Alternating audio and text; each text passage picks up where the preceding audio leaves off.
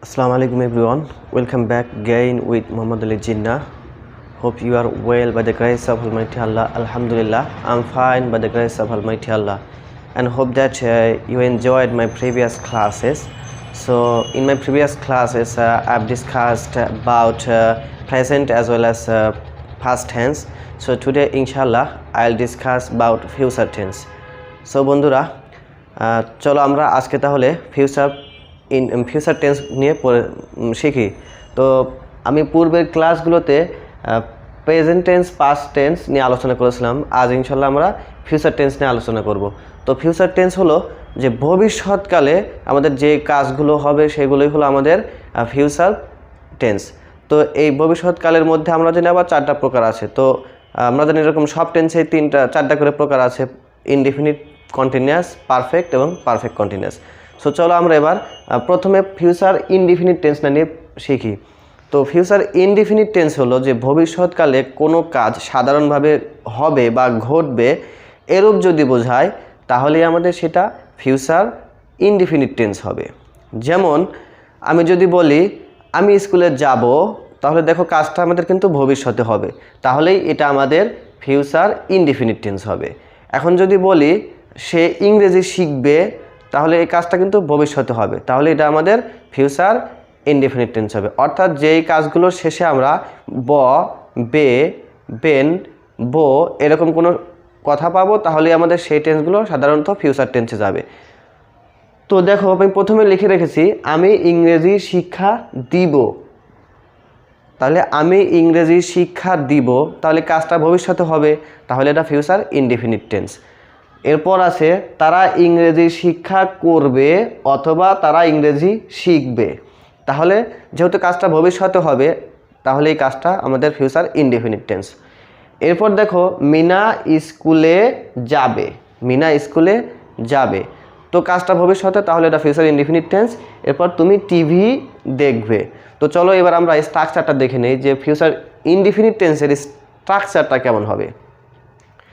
প্রথমেই হবে সাবজেক্ট, এরপর অক্সিলারি ভার্ব শ্যাল অথবা উইল, এরপর ভার্বের present form plus object.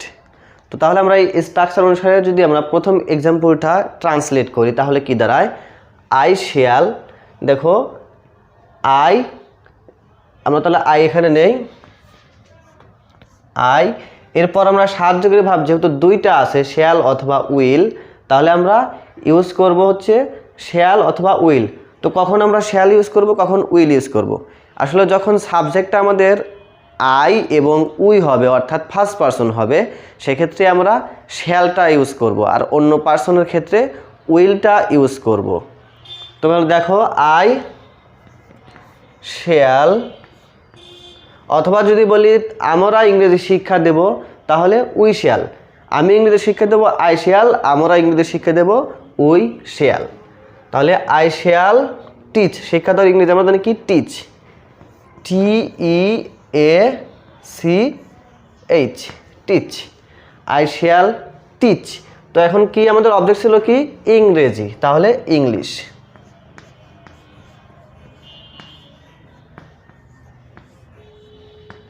English. তাহলে আই শ্যাল টিচ ইংলিশ অথবা উই শ্যাল টিচ ইংলিশ। এরপর তারা ইংরেজি শিক্ষা করবে অথবা তারা ইংরেজি শিখবে, তো তাহলে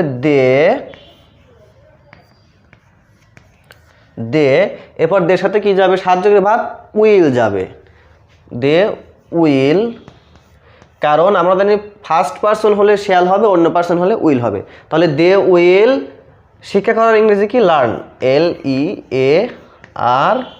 LEARN, learn English.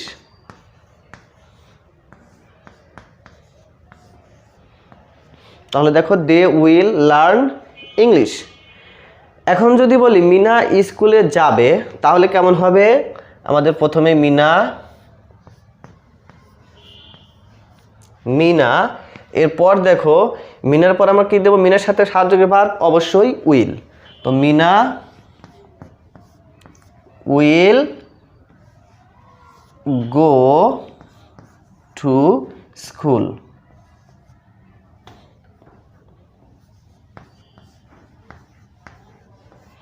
Mina will go to school. এরপর যদি হয় তুমি টিভি দেখবে, তাহলে কি হবে? ইউর সাথে হবে উইল। You will. এখন আমাদের হচ্ছে ভার্ব কোনটা? দেখা। তোমরা এখানে ওয়াচ লিখবো, WATCH, watch.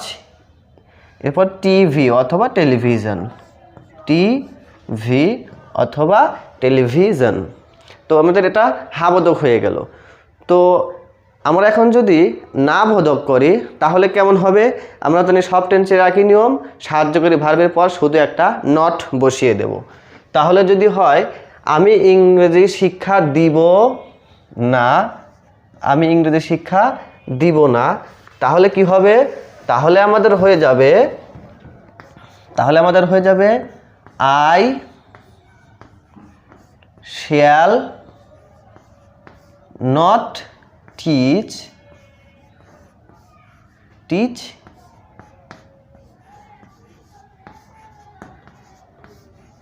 English.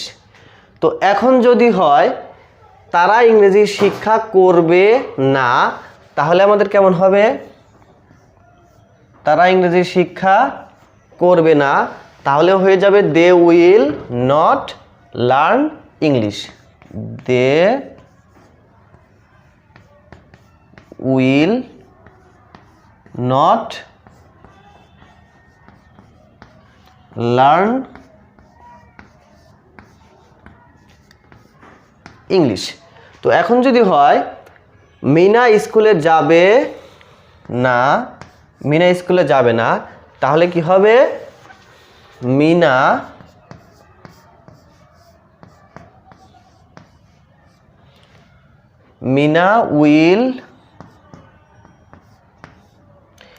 Will not go to school. Meena will not go to school. এখন যদি হয় তুমি টিভি দেখবে না, তাহলে কি হবে? তুমি টিভি দেখবে না, তাহলে আমাদের হয়ে যাবে ইউ উইল নট ওয়াচ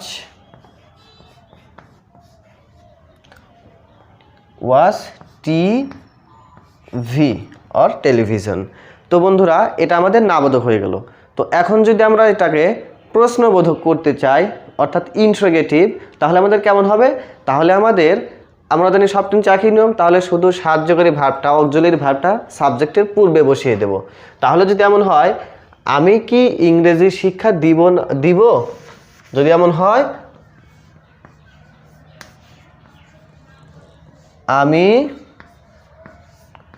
আমি কি ইংরেজি শিক্ষা দিব, তাহলে কিরকম হবে আমাদের? Shall I teach English? Shall I teach?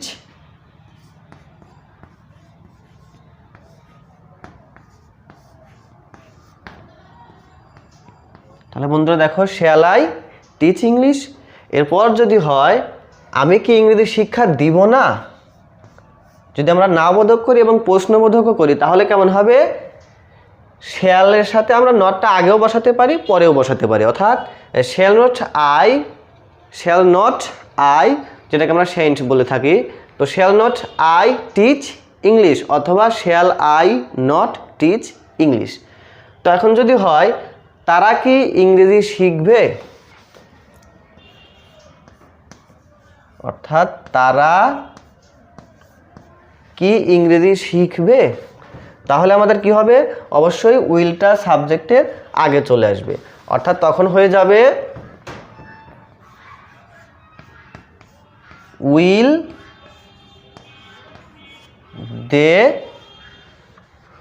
They learn English, এটা হয়ে যাবে। আর যদি আমরা এটাকে আবার বলতে চাই তারা কি ইংরেজি শিক্ষা করবে না, অর্থাৎ প্রশ্নবোধক এবং নাবোধক উভয়ই করে, তাহলে আমরা ইচ্ছা করলে উইলের সাথে নটটা লাগিয়ে দিতে পারি, অর্থাৎ একসাথে বলতে পারি আমরা উইল নটের সংক্ষিপ্ত আমরা জানি ওন্ট।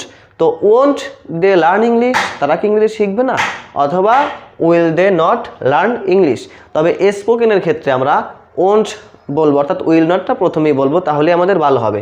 তাহলে আমাদের কি হবে এখানে দেখো তো, হবে হলো উইল দে লার্ন ইংলিশ, অথবা উইল নটের সংক্ষেপ হচ্ছে আমরা জানি won't, WONT, won't they learn English, তারা কি ইংরেজি শিখবে না, এভাবে। এখন যদি আমাদের দেখো মিনা স্কুলে যাবে না, এটা আমরা না বলে যদি বলি মিনা কি স্কুলে যাবে, মিনা কি স্কুলে যাবে, তাহলে কি হবে will Meena go to school, তাহলে কি হবে উইলটা আগে চলে আসবে, will Meena go to school, will Meena go to school, এই তো এইভাবে হবে। এখন যদি বলি তুমি কি টিভি দেখবে, তাহলে কি হবে will you watch TV, will you watch TV, will you watch TV, will you watch TV, এভাবে আমাদের প্রশ্নবোধক হয়ে যাবে। তো চলো এখন আমরা ফিউচার কন্টিনিউয়াস টেন্সটা দেখে নেই। তো বন্ধুরা চলো আমরা এখন ফিউচার কন্টিনিউয়াস টেন্স শিখে নেই। তো ফিউচার কন্টিনিউয়াস টেন্স হচ্ছে ভবিষ্যৎকালে কোনো কাজ চলতে থাকবে বা ঘটতে থাকবে এমন যদি বোঝায়, অর্থাৎ কোনো কাজ চলমান থাকবে এরকম বোঝায়, তাহলে সেটা আমাদের ফিউচার কন্টিনিউয়াস টেন্স হয়ে যাবে। যেমন দেখো তারা বল খেলতে থাকবে, তো কাজটা কিন্তু চলতে থাকবে, কাজটা কিন্তু স্থির থাকবে না, চলতে থাকবে অর্থাৎ চলমান, তাহলে এটা ফিউচার কন্টিনিউয়াস টেন্স।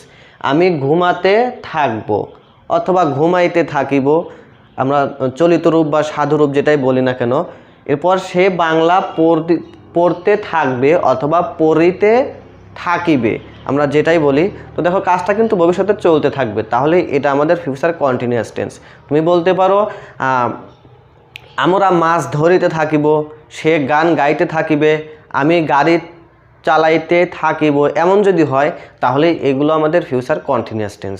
তো এই স্ট্রাকচারটা কেমন হবে, সাবজেক্ট শ্যাল বি অথবা উইল বি, এরপর ভার্বের প্রেজেন্ট ফর্মের সাথে আইএনজি যোগ অবজেক্ট। তো চলো আমরা এবার ট্রান্সলেট করে নিই। তারা বল খেলতে থাকবে, তো তারার ইংরেজিটা আমাদের হচ্ছে হলো দে, তো আমরা নিয়ে নিলাম দে। এরপর আমরা জানি দের সাথে হচ্ছে সাহায্যকারী ভার্ব উইল যাবে, কারণ ফার্স্ট পারসন সাথে আমাদের শেয়াল যায়। তবে মনে রেখো বন্ধুরা, যদি আমাদের সেই কাজটা যদি আমাদের মানে খুবই বাধ্যবাধকতা এমন হয় অথবা খুবই জোর দিয়ে বোঝাতে চাই আমরা, তাহলে আমাদের সেক্ষেত্রে সাহায্যকারী ভার্বটা উল্টো হয়ে যাবে। যেমন আমাদের ফিউচার ইনডিফিনিট টেন্সে আমরা দেখে আসলাম আমি স্কুলে যাব, I shall go to school. এখন যদি বলি আমি অবশ্যই স্কুলে যাব, তাহলে আই শ্যাল না বলে I will go to school, এভাবে আমরা বলতে পারি। এখন ঠিক একইভাবে আমরা দেখলাম যে মিনার সাথে উইল হয়, যেমন মিনা স্কুলে যাবে, Meena will go to school. কিন্তু যদি এমন হয় মিনা অবশ্যই স্কুলে যাবে, তাহলে আমরা মিনা উইল না বলে মিনা শ্যাল বলবো। আসলে ব্যাপারটা হচ্ছে এমন। তো আমরা তাহলে দের সাথে এখানে কী দেবো, উইল দেবো, যেহেতু এখানে কোনো বাধ্যবাধকতা বা কোনো জোর দিয়ে বোঝানো হচ্ছে না, তাহলে দে উইল বি, আমাদের কাজ কোনটা, কাজটা হচ্ছে হলো খেলতে থাকবে অর্থাৎ খেলা, তাহলে playing,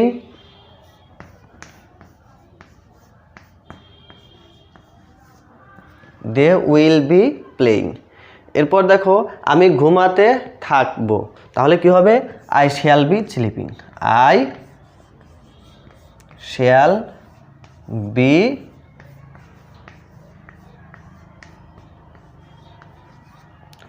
I shall be sleeping. এখন যদি হয় সে বাংলা পড়তে থাকবে, তাহলে কি হবে he will be, he will be পড়ার ইংরেজি কি রিড, তাহলে রিডিং হয়ে যাবে, কারণ হচ্ছে আমাদের present future perfect future continuous টেন্সে ভার্বের সাথে আইএনজি হয়। তো হি উইল বি, এরপর রিডের সাথে ভার্বের সাথে আইএনজি যুক্ত করে দিলাম, হি উইল বি রিডিং, আমরা কি লিখছি এখানে বেঙ্গালি, তাহলে হয়ে যাবে বেঙ্গালি, অর্থাৎ বাংলা, তারা বাংলা পড়বে। তো এটা আমাদের হা বোধক। এখন যদি আমরা এটা কী করি, না বোধক করি, তাহলে কেমন হবে? আমরা পূর্বে দেখেছিলাম যে যখন আমাদের সাহায্যকারী ভাব দুই খণ্ডের হবে তখন কি হবে, আমাদের নটটা দুই খণ্ডের মাঝে বসবে, অর্থাৎ এমন হয়ে যাবে। যদি এখন এরকম হয় তারা বল খেলতে থাকবে না, তাহলে কি হবে? তখন আমাদের হবে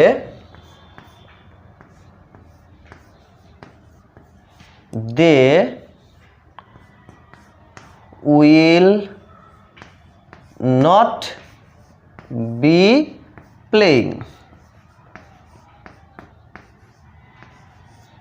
they will not be playing. এখন যদি হয় আমি ঘুমাতে থাকবো না, তাহলে কি হবে? I shall not be sleeping. I shall not be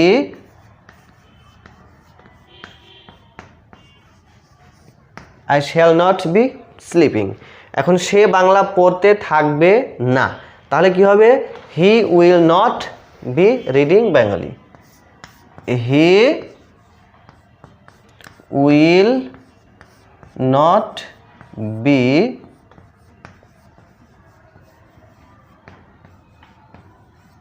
reading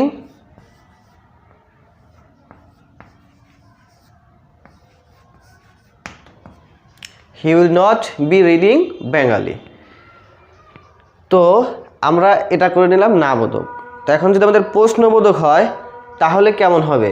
বন্ধুরা চলো এবার আমরা পাস্ট কন্টিনিউয়াসের যদি প্রশ্নবোধক হয় তাহলে আমরা কিভাবে করব, ফিউচার কন্টিনিউয়াসের প্রশ্নবোধক হলে আমরা কিভাবে করব। তো দেখো আমরা প্রথমে সাহায্যকারী ভার্বটা নিয়ে নেব উইল, এরপর আমরা সাবজেক্ট নেব দে নিলাম, এরপর হচ্ছে আমাদের বিটা, অর্থাৎ বিটা আমাদের সাবজেক্টের পরে থাকবে, তাহলে উইল দে বি প্লেইং। এরপর দেখো প্রথমে আমরা সাবজেক্ট ভার্ব শ্যাল নিয়েছি এখানে, তো শ্যাল এরপরে সাবজেক্ট দেবো, সাবজেক্টের পরে বিটা রাখবো, শ্যাল আই বি স্লিপিং। এরপর দেখো আমরা প্রথমে কি নেব, প্রথমে সাবজেক্ট ভার্ব উইল নিলাম, এরপরে সাবজেক্ট আসবে হি, এরপর বি, এরপর হচ্ছে আমাদের ভার্বটা আসবে, তাহলে will he be reading Bengali. তো এভাবে আমাদের পাস্ট কন্টিনিউয়াসের প্রশ্নবোধক করতে হবে। তো চলো এবার আমরা ফিউচার কন্টিনিউয়াসের প্রশ্নবোধক আমরা এখন শেষ করলাম, এখন আমরা করবো হচ্ছে ফিউচার পারফেক্ট টেন্স। তো বন্ধুরা চলো এবার আমরা ফিউচার পারফেক্ট টেন্সটা শিখে নেই।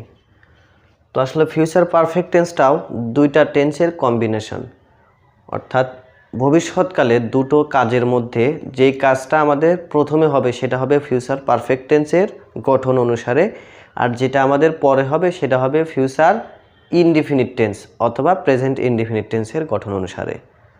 তো যেমন দেখো, তুমি স্কুলে যাবার পূর্বে আমি তোমার বইটি ফিরিয়ে দিব, এটা আমাদের দেখো দুটো কাজ, তুমি স্কুলে যাবে এটা একটা কাজ, আমি তোমার বইটি ফিরিয়ে দেব এখানে আমাদের আরও একটি কাজ।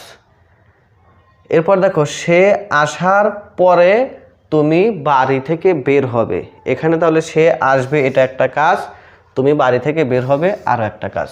তো দেখো তো আমাদের এখানে কোন কাজটা আগে ঘটেছিল, তুমি স্কুলে যাবার পূর্বে আমি তোমার বইটি ফিরিয়ে দেব, অর্থাৎ বইটা কিন্তু আমি আগে ফিরিয়ে দেব, তাহলে আমি তোমার বইটি ফিরিয়ে দেবো কাজটা আগে হবে, তাহলে এটা হবে আমাদের ফিউচার পারফেক্ট টেন্স, আর এটা আমাদের ফিউচার ইনডিফিনিট টেন্স। তো এরপর দেখো, সে আসার পরে তুমি বাড়ি থেকে বের হবে, তাহলে সে কিন্তু আগে আসবে আর তুমি বাড়ি থেকে বের হবে এটা কিন্তু পরে, তাহলে এটাই আমাদের ফিউচার পারফেক্ট টেন্স, আর এটা আমাদের ফিউচার ইনডিফিনিট টেন্স। তো আমরা যখন এটাকে ট্রান্সলেট করি তাহলে দেখো কেমন দাঁড়ায়, তোমরা সর্বক্ষেত্রেই পরের অংশের ইংরেজিটা আগে করব বা প্রথমে করব। তো আমি তোমার বইটি ফিরিয়ে দেবো, এটা কিন্তু আমাদের ফিউচার পারফেক্ট টেন্স, তাহলে প্রথমে আমি আই নিয়ে নিলাম যে আই, এরপরে ফিউচার পারফেক্ট টেন্সের গঠন হচ্ছে সাবজেক্টের পরে শ্যাল হ্যাভ অথবা উইল হ্যাভ, তো আই এর সাথে শ্যাল হ্যাভ হবে, আই শ্যাল হ্যাভ। এরপর দেখো ফিরিয়ে দেবো, ফিরিয়ে দেওয়ার ইংরেজি কি, রিটার্ন, RETURNED, রিটার্ন। কি ফিরিয়ে দেবো, অবজেক্ট আমাদের কি, তোমার বই, তাহলে ইয়োর বুক এরপর দেখো বিফোর এখানে আমাদের প্রথম অংশটা অর্থাৎ ফিউচার ইনডিফিনিট টেন্সের গঠন অনুসারে হবে। তাহলে before you will go to school অথবা before you go to school, কারণ আমাদের এটা প্রেজেন্ট ইনডিফিনিট টেন্স অনুসারে করলেও হবে, ফিউচার ইনডিফিনিট টেন্স অনুসারে করলেও হবে। তাহলে before you will go to school. এখন যদি আমরা নিচেরটা করি তাহলে দেখো কেমন হয়। তো তুমি বাড়ি থেকে বের হবে, এটা কিন্তু আমাদের ফিউচার ইনডিফিনিট টেন্স, আর এটা কিন্তু আমাদের ফিউচার পারফেক্ট টেন্স। তো চলো এই পাশে ইংরেজিটা আমরা আগে করে নেই। তাহলে ইউ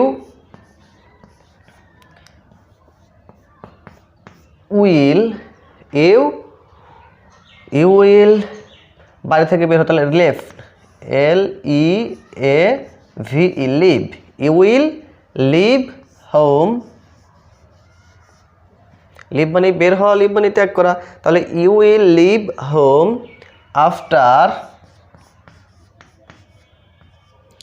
আফটার সে আসার পরে, তাহলে সি এটা কিন্তু পাস্ট ফিউচার পারফেক্ট টেন্স। তাহলে after he or she will have came তাহলে দেখো আমাদের এটা ফিউচার পারফেক্ট টেন্স হয়ে গেল। তো চলো এবার আমরা ফিউচার পারফেক্ট কন্টিনিউয়াস টেন্সটা শিখে নেই। তো বন্ধুরা চলো এবার আমরা ফিউচার পারফেক্ট কন্টিনিউয়াস টেন্সটা শিখে নেই। তো দেখো ফিউচার পারফেক্ট কন্টিনিউয়াস টেন্সটাও আসলে দুইটা টেন্সের কম্বিনেশনও হতে পারে, আবার একটাও হতে পারে। তো ভবিষ্যৎকালে দুটো কাজের মধ্যে যে কাজটা কিছু সময় আগে হতে চলতে থাকবে বোঝাবে, তাহলে সেটা আমাদের ফিউচার পারফেক্ট কন্টিনিউয়াস টেন্স হবে। অথবা ভবিষ্যৎকালে যদি নির্দিষ্ট কোনো সময়ব্যাপী একটা কাজ চলতে থাকবে বোঝায়, তাহলে সেটাই আমাদের ফিউচার পারফেক্ট কন্টিনিউয়াস টেন্স হয়ে যাবে। তো ফিউচার পারফেক্ট কন্টিনিউয়াস টেন্সের গঠনটা কেমন দেখো। সাবজেক্ট শ্যাল হ্যাভ বিন অথবা উইল হ্যাভ বিন, এরপর ভার্বের সাথে আইএনজি প্লাস অবজেক্ট। তো যেমন দেখো এটা যদি আমরা করতে যাই, বাবা আসার পূর্বে আমরা ঘুমাতে থাকবো, তো এখানেও কিন্তু আমাদের দুটো কাজ, কারণ বাবা আসা একটা কাজ, আমরা ঘুমাতে থাকবো আরও একটা কাজ। অর্থাৎ বাবা আসার পূর্বে যে আমরা ঘুমাতে থাকবো এটাই আমাদের ফিউচার পারফেক্ট কন্টিনিউয়াস টেন্স, কারণ এই কাজটা কিছু সময় আগে হতে চলবে। আর পরেরটা হচ্ছে আমাদের ফিউচার ইনডিফিনিট টেন্স। তো এটা আমাদের ফিউচার ইনডিফিনিট টেন্স, আর এটা আমাদের ফিউচার পারফেক্ট কন্টিনিউয়াস টেন্স। তো আমরা ইংরেজিটা এই পাশের ইংরেজিটা আগে করব। তাহলে we shall have been sleeping, we shall have been sleeping before father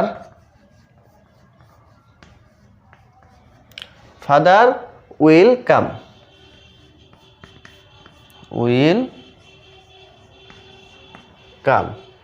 এরপর যদি আমাদের সেটা এক খণ্ডের হয়, অর্থাৎ যদি কিছু সময় ধরে কোনো কাজ চলতে থাকবে বোঝায়, তাহলে তো খুবই ইজি, আমাদের প্রেজেন্ট পারফেক্ট কন্টিনিউয়াস টেন্সের মতো, শুধু সাহায্যের ভাব ভিন্ন। যেমন দেখো আই শ্যাল হ্যাভ বিন, বল খেলতে থাকবো, তাহলে I shall have been playing. তো আমাদের প্লেয়িং বল, প্রথমে সাবজেক্ট, এরপরে subject verb shall have been, এরপর আমরা ভার্ব নিলাম প্লেয়িং, এরপর অবজেক্ট নিলাম বল। তো এখন একটা সময় উল্লেখ আছে সকাল হতে, তাহলে আমরা কি লিখবো সিন্স মর্নিং,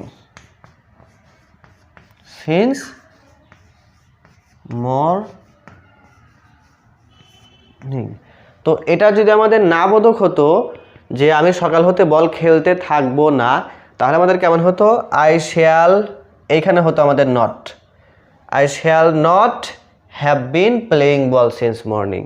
এখন আমাদের এটা যদি না বোধক হতো তাহলে কেমন হতো যে বাবা আসার পূর্বে আমরা ঘুমাতে থাকবো না, তাহলে আমাদের কেমন হতো we shall not have been sleeping before father will come। অর্থাৎ আমাদের we shall এইখানে হতো আমাদের নটটা সাবজেক্টের পরে, মানে সাহায্যকারী ভাব, যে সাহায্যকারী ভাবের প্রধান খণ্ডের পরে নটটা, অর্থাৎ পরে যে আমাদের দুইটা অপ্রধান খণ্ড আছে ওই দুইটা খণ্ডের পূর্বে আমাদের নটটা হতো। তো আশা করি তোমরা ব্যাপারটা বুঝতে পেরেছো। তো বন্ধুরা, তোমরা ক্লাসটা কেমন লাগলো বা বুঝতে পারলে কি না সেটা আমাকে অবশ্যই কমেন্টে জানিয়ে দিবে। প্লিজ যদি তোমাদের এই ক্লাসগুলো ভালো লাগে তো তোমাদের বন্ধুদের সাথে শেয়ার করবে এবং কমেন্ট করবে, লাইক দিবে। কেননা যদি লাইক না হয় অথবা কমেন্ট না হয় তাহলে তোমরা কতটুকু বুঝতে পারলে কি পারলে না সেটা আমি বুঝতে পারবো না, সেক্ষেত্রে আমার ইন্সপিরেশনটা কমে যাবে। তো আমাকে উৎসাহ দেওয়ার জন্য তোমরা অবশ্যই কমেন্ট করবে এবং লাইক দিবে, আর চ্যানেলটা অবশ্যই যদি ভালো লাগে সাবস্ক্রাইব করবে। আর ইনশাআল্লাহ পরবর্তী ক্লাসে আমরা পার্টস অফ স্পিচ নিয়ে আলোচনা করব, যেটা আসলে ইংরেজির খুবই গুরুত্বপূর্ণ একটা টপিকস। তো তাহলে তোমরা মিস করবে না, ওই ক্লাসটা অবশ্যই দেখবে এবং বন্ধুদের সাথে প্রচুর পরিমাণে শেয়ার করবে, যেন তারাও তোমাদের মতো এই ক্লাসটা থেকে উপকৃত হতে পারে।